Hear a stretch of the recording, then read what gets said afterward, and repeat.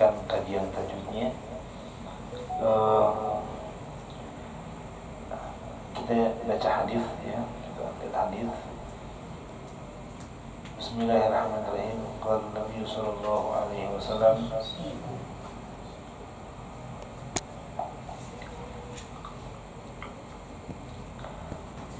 hubbud dunya ra'su kulli khatiyah. Hubbud dunya ra'su kulli khatiyah. Kemudian hadis Nabi Muhammad SAW, hamil al-Quran, hamil rayat al-Islam, man aqamahu faqad akramallah, wa man ahanahu alaih la'natullah. Dibuka dengan satu kabar, sebuah berita dari Nabi, hubbud dunya ra'su kulli khatiyah. Mencintai dunia itu adalah pangkal setiap kesalahan. Jadi hampir semua dosa itu diawali karena kecintaannya kepada dunia. Contoh yang gampang ya. Orang yang zina, orang yang korupsi, itu pasti dilatar belakangi karena kecintaannya kepada dunia. Sampai urusan ngaji aja bisa nggak jadi ngaji gara-gara cinta sama dunia. Misalnya tidur, ya kan? Jalan-jalan, apalagi ngurusin usaha atau perusahaannya, sampai urusan kayak gitu nanti ujung-ujungnya keburukan itu terjadi latar belakang karena mencintai dunia. Jadi hati kita ini jangan sampai diisi sama dunia.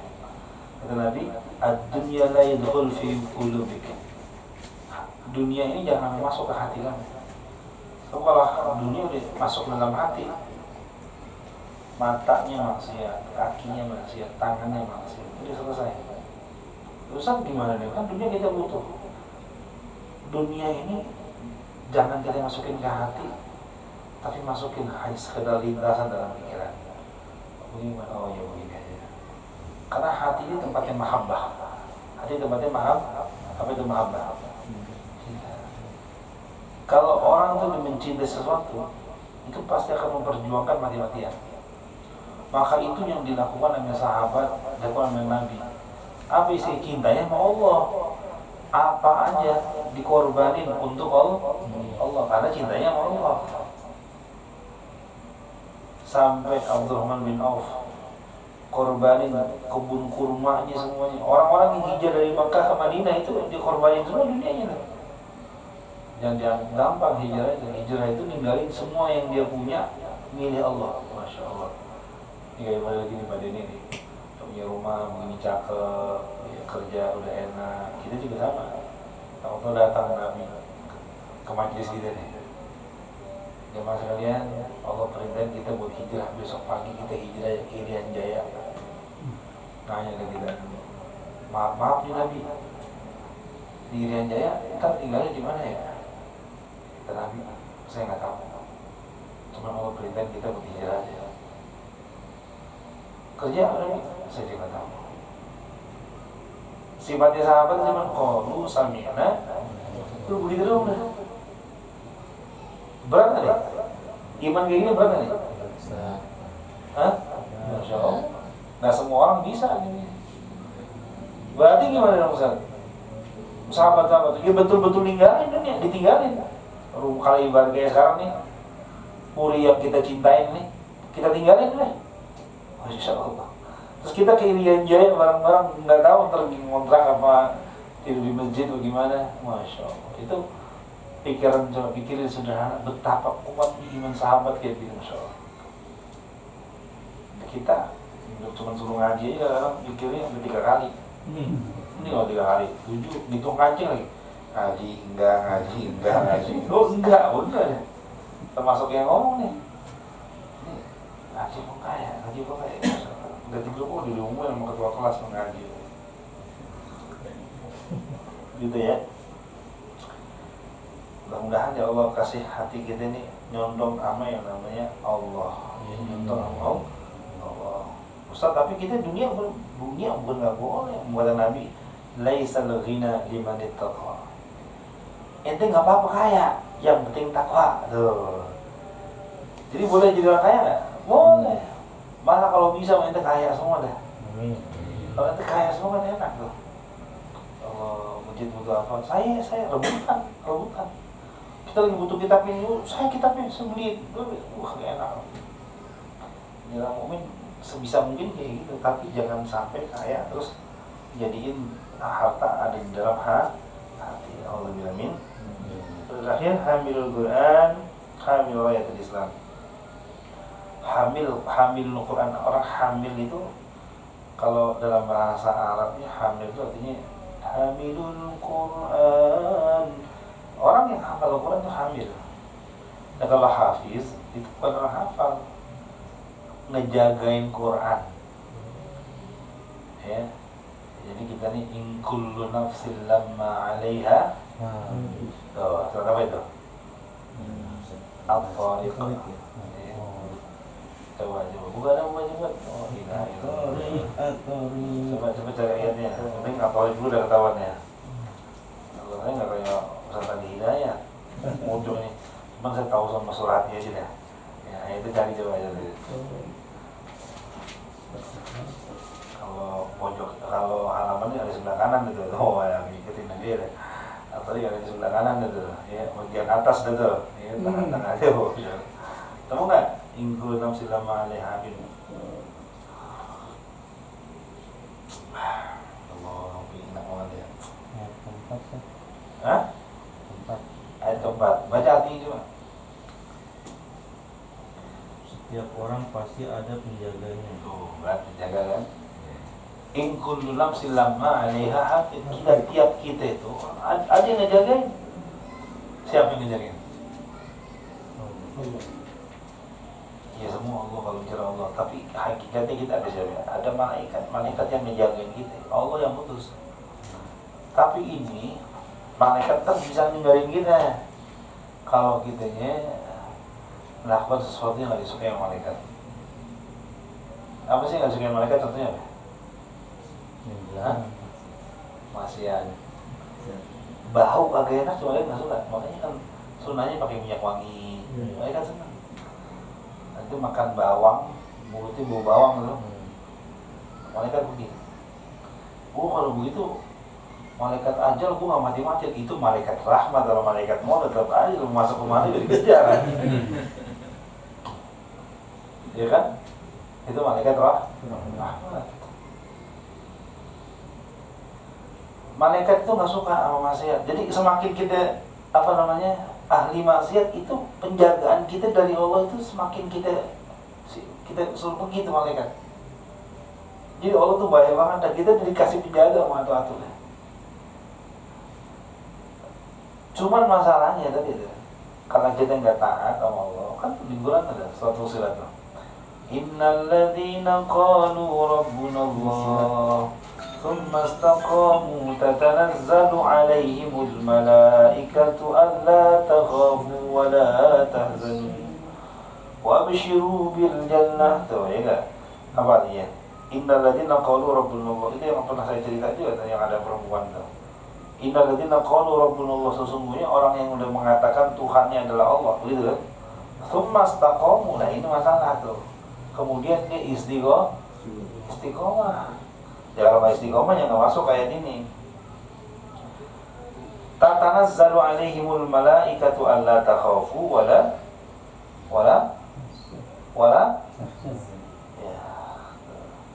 wala tahzanu. Ya.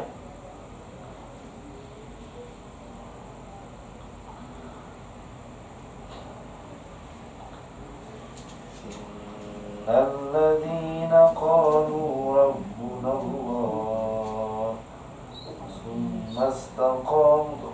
Asalnya suka baca itu maksudnya ya? Oh, di konten surat yang satu tatanazzalu, yang satu hadisnya kan ambil bersamaan sama gitu. Musirat apa musyarat di Ustaz? Apa? Musirat atau musyarat? Fusilat. Oh, musirat. Tatanazzalu.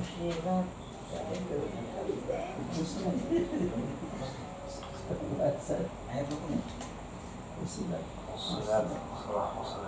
Ayat berapa?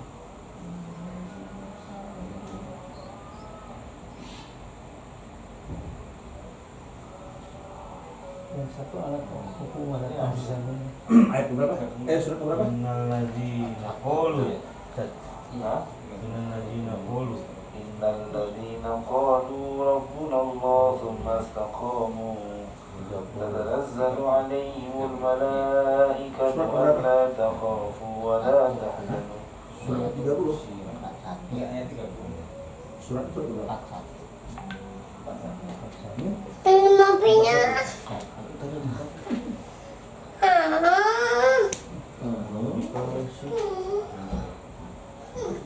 Kenapa seperti itu cara ngomong? Oh, ada yang satu lah. Ada surat yang mirip nih. Oh, ayat Ya, bukan? yang satu kan inalatna sumastaqamu fala khaufun 'alaihim wa la hum Itu yahzanun. Al-Ahqaf itu. Al-Ahqaf. Ini bisa begitu. Iya. Itu ada juga dalam Al-Ahqaf ayat 13. Oh, Coba cari Al-Ahqaf. Innal ladzi Al-Ahqaf. Al-Ahqaf itu surat ke 46 dia.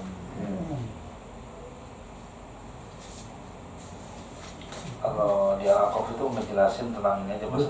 Surat 13 ayat berapa? Apa namanya?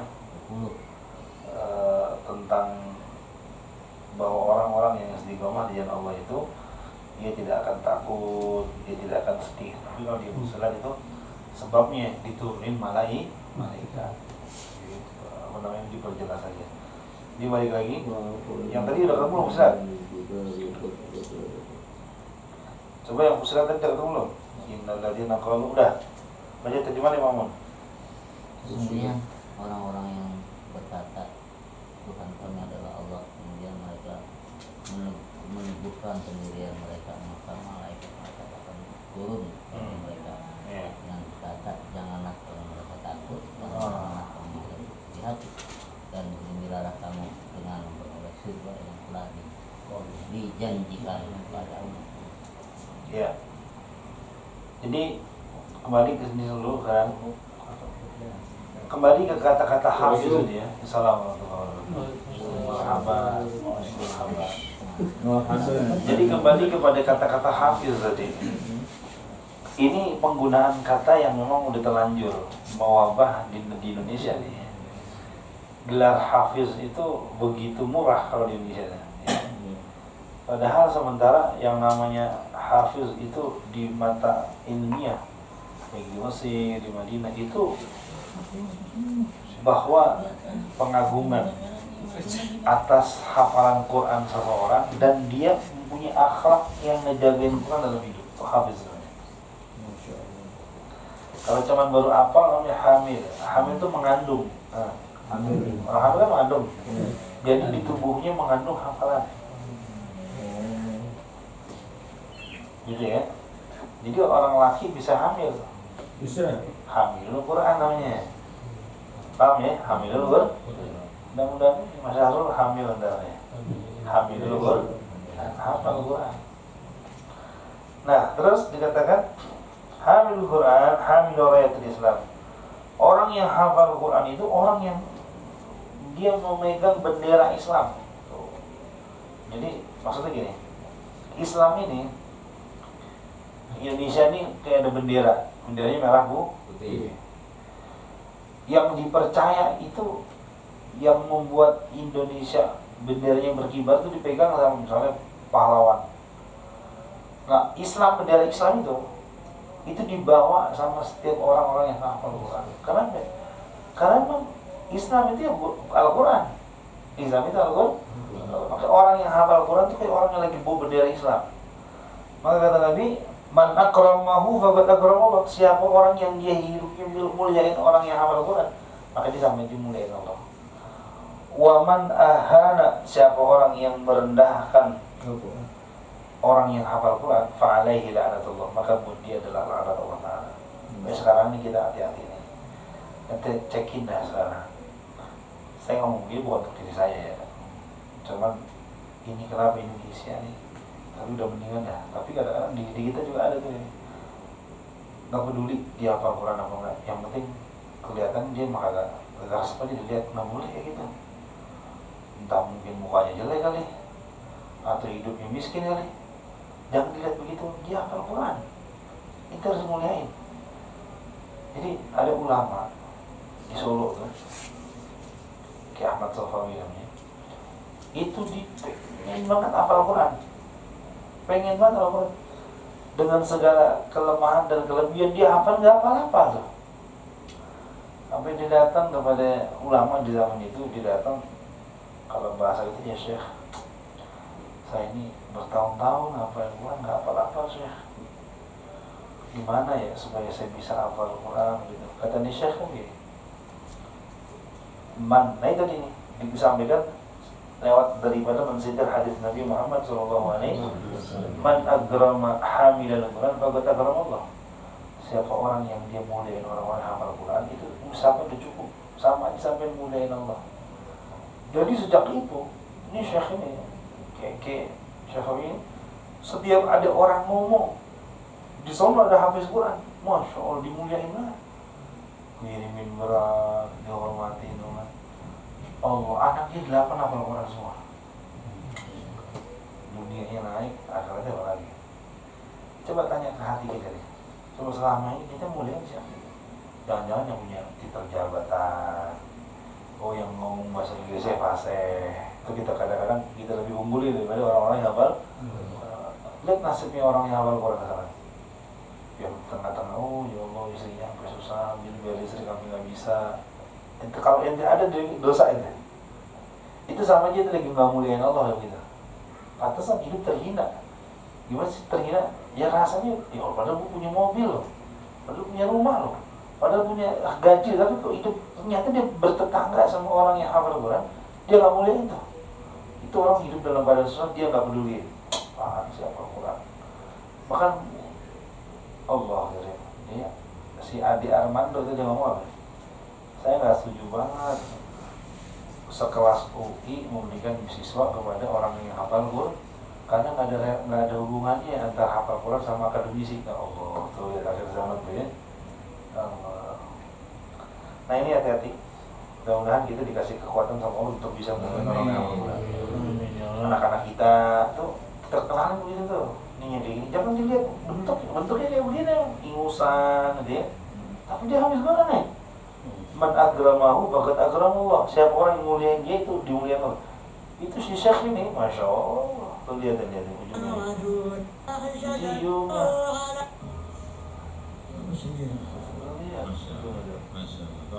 Allah. Tadi lihat bawa mangkok. Hafal Quran ya. Nyium dia namanya nyium rahmat ya Allah. Itu punya nggak sifat itu sekarang? Kalau belum punya, tanamin sekarang. Ya. Syukur-syukur kita menjadi orang yang mau juga dimuliain sama Allah lewat kita ngapalin Quran. Nah, bismillah. Sekarang kita belajar tajwid ya, kita belajar tajwid.